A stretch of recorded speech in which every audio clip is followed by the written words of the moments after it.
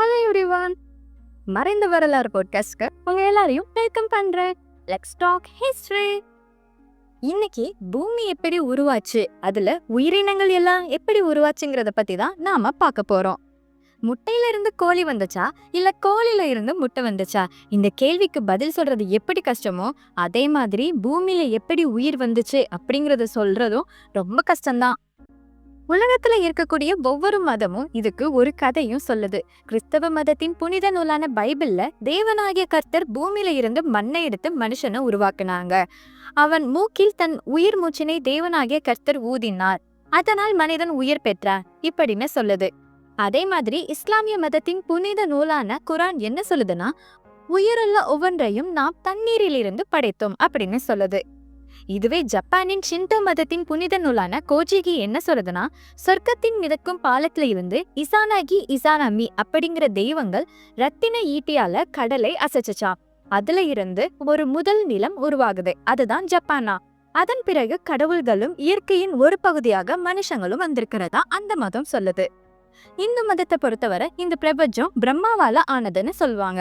யூத மதத்தின் புனித நூலின் படி கடவுளே உலகத்தையும் உயிரினங்களையும் படைத்தாருன்னு சொல்லுவாங்க. ஆனா இந்த கதையெல்லாம் உண்மையா? இத பத்தி நம்ம பேச போறதில்ல. நம்ம பேச போறது எல்லாமே அறிவியல் கோட்பாடு தான். அறிவியல் கோட்பாடின் படி பூமி எப்படி உருவாச்சு அதை நம்ம தெரிஞ்சுக்கலாம். பல கோடி வருஷத்துக்கு முன்னாடி சூரியன்ல இருந்து பிரிந்து வந்த ஒரு பகுதியே இந்த பூமி பந்து. சூரியனோட ஈர்ப்பு விசையின் காரணமா பூமியும் மற்ற கிரகங்களும் சூரியனை சுத்தி வருது. பூமியானது சூரியன்ல இருந்து பிரிந்து வந்த பின்பு கோடிக்கணக்கான ஆண்டுகள் நெருப்பு கோலமா தான் இருந்திருக்கு. பூமி தன்னை தானே சுற்றி கொண்டிருந்ததால் பூமியில் இருந்த அதிக அளவு இரும்பானது பூமியோட மைய பகுதியில தங்க தொடங்கியிருக்கு. இரும்பை விட லேசான மற்ற உலோகங்கள் இரும்பின் மேலே மெல்ல மெல்ல படிய ஆரம்பிக்குது. பூமியில் நிலவிய கடுமையான வெப்பம் காரணமா பூமியில இருந்து அணுக்கள் தனித்தனியே பிரிந்து பின்னர் ஒன்றாக கூடி பலவிதமான வாயுக்கள் உருவாகுது. பிராணவாயு அணுவும் ஹைட்ரஜன் அணுவும் இணைந்து தண்ணீர் உருவாகுது. பூமியிலேயே நிலவிய கடுமையான வெப்பத்தின் காரணமாக நீரானது நீராவியா மாறி வான்வெளிக்கு போகுது. வானத்திற்கு சென்ற நீராவி அங்கு நிலவிய கடும் குளிர் காரணமாக நீரா மாறுது. நீரா மாற்றமடைந்த பின்னர் வான்வெளியில மிதக்க இயலாத காரணத்தினால திரும்பி பூமியை நோக்கியே பாயுது. இப்படிதான் மழை உருவாகுது. இவ்வாறு விழுந்த மழை நீரானது மீண்டும் நீராவியாக மாறி வான்வெளியை அடைந்தது. அப்போலாம் மழையானது இப்போ பெய்யற மாதிரி கொஞ்சமா பெய்யாது. மழை பெஞ்சிச்சுன்னா பல வருஷம் கடுமையா பெஞ்சுக்கிட்டே தான் இருக்கும். தொடர்ந்து மழை பெய்ததன் காரணமாக பூமியின் மேற்பரப்பில் இருந்த பாறைகள் குளிர்ச்சி அடைந்து உறுதியாச்சு. பூமியும் குளிர்ச்சி அடைஞ்சது. இதனால பூமியின் வெப்பமும் மெல்ல மெல்ல குறையுது. இத காரணமாக நீராவியாவது குறைந்து பெய்த மழையானது பூமியின் தாழ்வான பகுதிகளில் நிரம்ப ஆரம்பிக்குது. இப்படியே நிரம்பி கடல், ஆறு, ஏரி, குளம் என பல வகையான நீர்நிலை ஆதாரங்கள் உருவாகுது. மழை நீரானது பெருக்கெடுத்து ஓடும்போது பூமியின் மீது படிந்திருந்த உலோகங்கள், உப்பு போன்றவை கரைந்து நீர்ல கலக்குது. தொடர்ந்து பெய்து வந்த மழை நிக்குது. வானம் தெளிவாகுது. கடல் நீரில் பல வகையான உலோகங்களும் அலோகங்களும் கலந்திருந்தன. பூமி வெப்பமண்டலமாக இருந்தபோது வெளியேறிய கரியமில வாயுவானது பூமியை சூழ்ந்து நின்னுச்சு.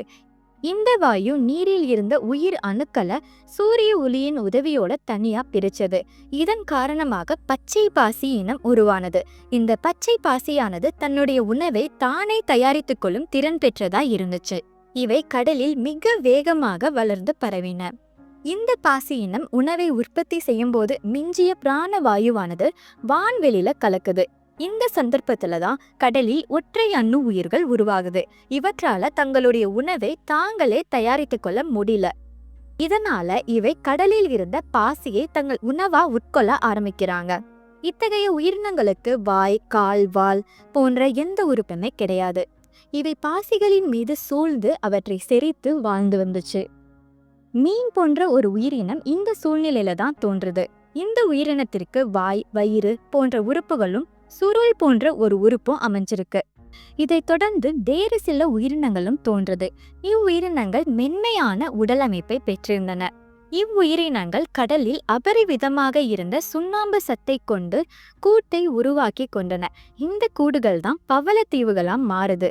இதுக்கப்புறமா கடல் பஞ்சுங்கிற உயிரினம் தோன்றது. கடல் பஞ்சு உயிரினத்தை தொடர்ந்து கடலில் ஒரு புதிய வகை உயிரினம் தோன்றது. இத்தகைய உயிரினங்கள் கடினமான உடல் அமைப்பை பெற்றிருந்தன. இவையே பின்னர் பூச்சி இனமா மாறுது. இத்தகைய உயிரினங்களுக்கு காலும் இருந்துச்சு. இவை கடலுக்கு அடியில் பாசிகளை சாப்பிட்டு ரொம்ப வேகமாவே பெருக ஆரம்பிச்சாங்க. இந்த உயிரினங்களுக்கு பின்னர் புதியதொரு உயிரினம் கடல்ல தோன்றுது. இவ்வுயிரினங்களுக்கு ஏராளமான கால்கள் அமைஞ்சிருந்தன.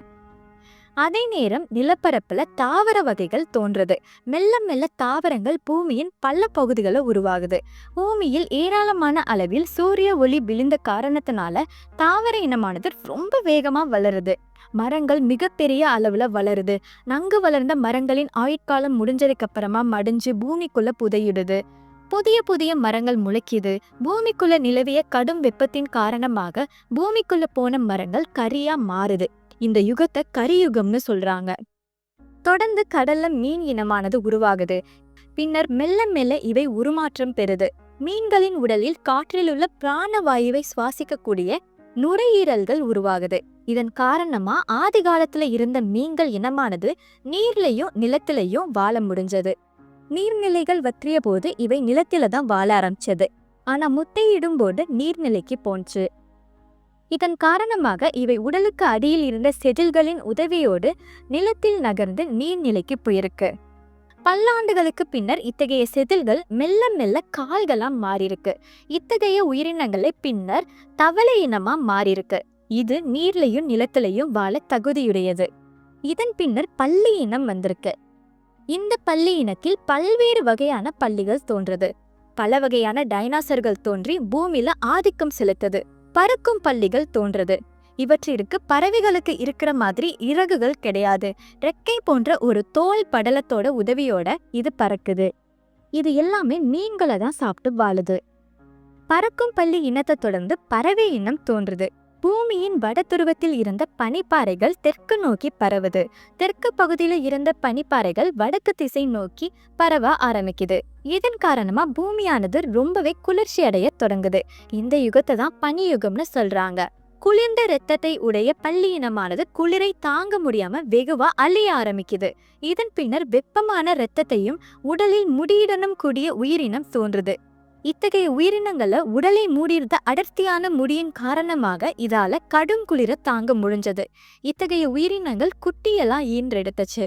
பாலையெல்லாம் ஊட்டி குட்டிகளை வளர்த்துச்சு. இதனால இத பாலூட்டி இனம்னு சொல்றோம். இத்தகைய பாலூட்டிகள் மெல்ல மெல்ல பரிணாம வளர்ச்சி அடைஞ்சு குரங்கு இனம் தோன்றுது. குரங்கு இனத்துல இருந்துதான் இன்றைய மனித இனம் வந்திருக்கு. இன்னும் அதை பத்தி டீப்பா அடுத்த ஆடியோல நம்ம பார்க்கலாம். Until then, bye bye.